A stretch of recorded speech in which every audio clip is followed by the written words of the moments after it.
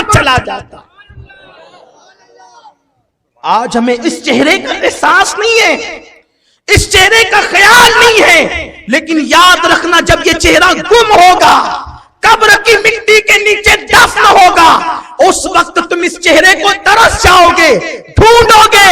نہ یہ چہرہ تمہیں جنگلوں میں ملے گا, نہ بیابانوں میں ملے گا, نہ تمہیں کسی فنکشن ہال میں ملے گا, نہ کسی منبر پہ ملے گا, نہ کسی محراب پہ ملے گا, نہ کعبے کی دیواروں کے سائے میں ملے گا.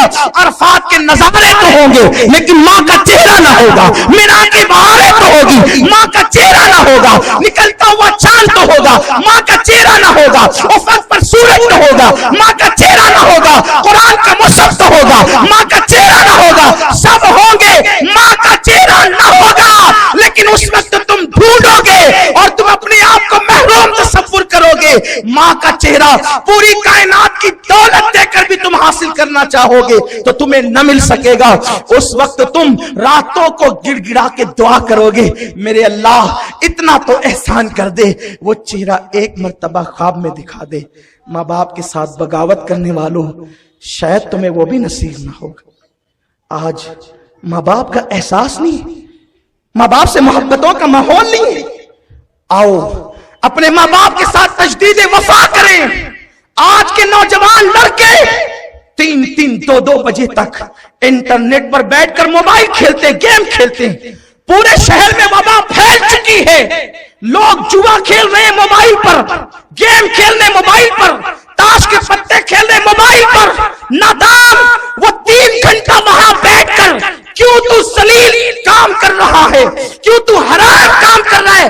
اگر وقت ہے جا اٹھ اپنی ماں کے پیر دبا, خدا کی عزت کی قسم اگر تیری ماں کے دل سے دعا نکل گئی اللہ تجھے ولی بنا دے, تجھے قطب بنا دے, تجھے ابدال بنا دے. تمہیں پتا ہے ماں کی دعا انسان کو ولی بنا دیتی ہے. یہ خواجہ باقی باللہ, یہ باقی باللہ کون ہے؟ خواجہ باقی باللہ سلسلے نقشبندیہ کے بزرگوں میں سے ایک پائے کے بزرگ ہیں.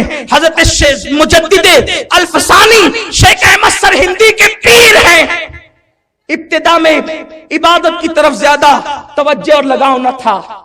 باقی باللہ توجہ نہیں تھی زیادہ, لیکن سوچتے تھے کہ عمل کم کروں اور ولی بن جاؤں.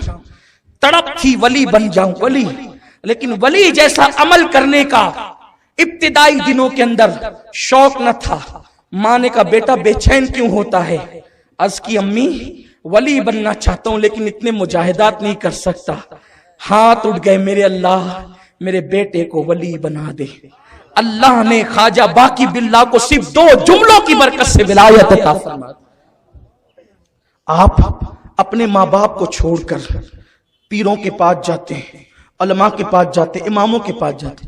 پیروں کی عظمت اپنی جگہ ہے, انکار نہیں کرتا, لیکن لوگ ہاتھ چومنے کے لیے یوں دھکم دھکی کرتے.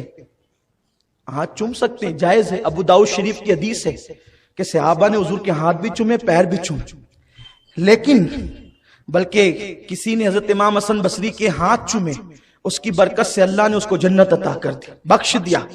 انکار نہیں ہے, میرا مسلک ہی ادب کا مسلک ہے, ہم سب کی ادب کرتے ہیں. پیروں کے ہاتھ چومو, علماء کے چومو, سادات کے چومو, برکتیں ملے گی. لیکن پہلے اپنے ماں باپ کے چومو, اپنے ماں باپ کے چومو.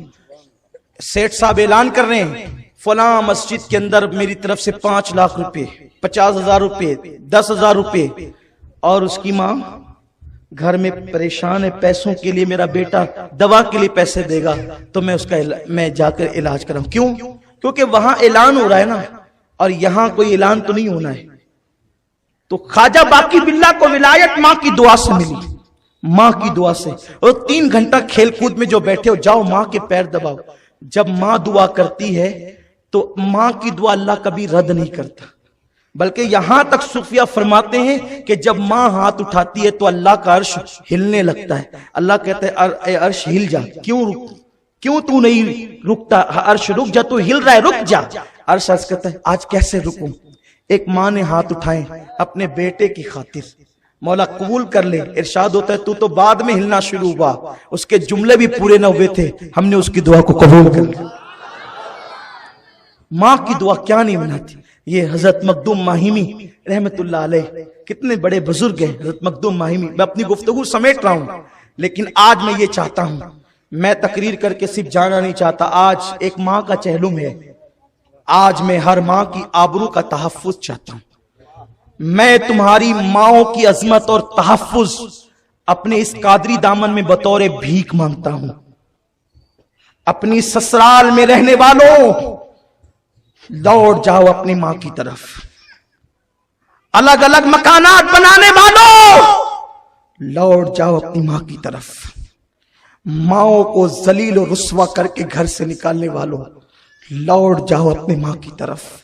ماں کو بستر مرگ پر سسکیاں لے کر کے چھوڑنے والوں لوٹ جاؤ اپنی ماں کی طرف. آج تمہیں گھر جا کر سب سے پہلا کام یہ کرنا ہے، اگر ماں زندہ ہے اور باپ تو ان کے پیر پکڑ کر کے آپ نے معافی مانگنا ہے، ہمیں معاف کر دو.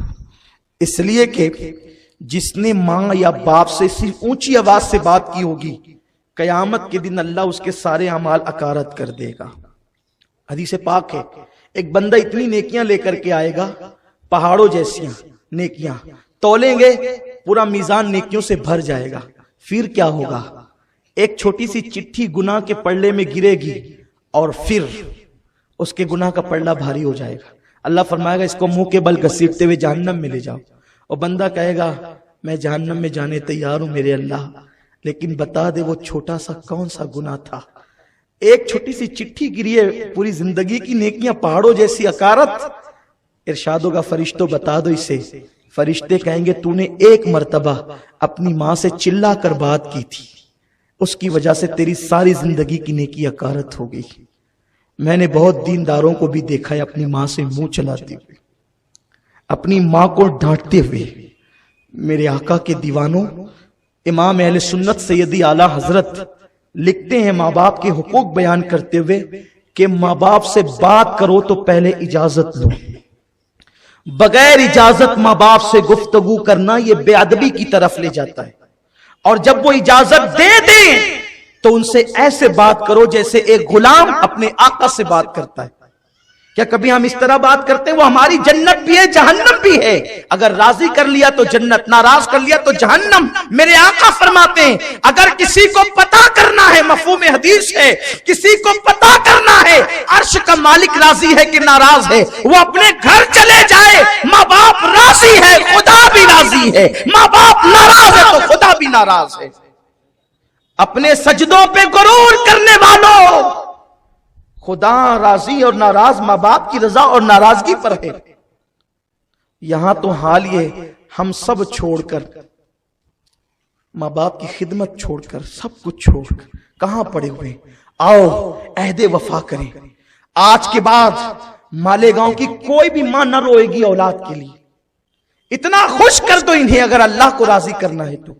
کیا نہیں ملتا؟ جو ماں باپ کو اس حالت میں قبر میں رکھے کہ اس کے ماں باپ راضی ہیں، کبھی زندگی میں اسے کوئی مصیبت نہیں آئے گی، کوئی تکلیف نہیں آئے گی، کبھی وہ تنگ دست نہ ہوگا، کبھی وہ رسوا نہ ہوگا، کبھی وہ ذلیل نہ ہوگا. بلکہ میں تو ہر اس انسان سے بچنے کی کوشش کرتا ہوں. میرے پاس بہت لوگ آتے ہیں، میں کبھی غریبی نہیں دیکھتا دوستی کرتے وقت، امیری نہیں دیکھتا، کالا گورا نہیں دیکھتا، سیاہ سفید نہیں دیکھتا، نہ کوئی سلسلہ دیکھتا ہوں، نہ کوئی برادری دیکھتا ہوں. لیکن جب کوئی مجھ سے دوستی کرنے کے لیے آتا ہے تو میں تحقیق ضرور کر لیتا ہوں اتنا کہ اس کا رویہ اس کے ماں باپ کے ساتھ کیا ہے. اگر وہ ماں باپ کا وفادار ہوتا ہے تو میں آنکھ بند کر کے ہاتھ ملا لیتا ہوں، کیونکہ مجھے یقین ہے جو اپنے ماں باپ کا وفادار ہے وہ کبھی کسی سے غداری نہیں کرے گا. اور کتنی بڑی داڑھی لے کر کے آئے، کتنا بھی نیک بن کر کے آئے، اگر ماں باپ کے ساتھ اس کا رویہ ٹھیک نہیں ہوتا ہے تو میں اس سے بہت بچتا ہوں. اس لیے کہ میرے استاد نے مجھے یہ تعلیم دی تھی. ایک بہت بڑے بزرگ میرے استاد، انہوں نے مجھ سے کہا تھا بیٹے جو ماں باپ کا غدار اس سے کبھی دوستی نہ کرنا، اس لیے کہ جو ماں باپ کا نہ ہوا وفادار وہ کبھی کسی کا وفادار نہیں ہو سکتا. تو یہ سب جو ہو رہا ہے یہ اپنے کرتوت کا نتیجہ. اپنے ماں باپ کو خوش کرو، راضی کرو، انہیں کھلاؤ. کبھی قربان بڑی پیاری حدیث یاد آئی. میرے آقا فرماتے ہیں کہ جو اپنی ماں کی پیشانی چومے گویا وہ جنت کے چوکھٹ کو چوم لیتا ہے، اور جو اپنی ماں کی پیشانی چومے، صرف پیشانی چومے، اللہ تبارک و تعالی اسے 1000 جنتیں نصیب فرمائے گا۔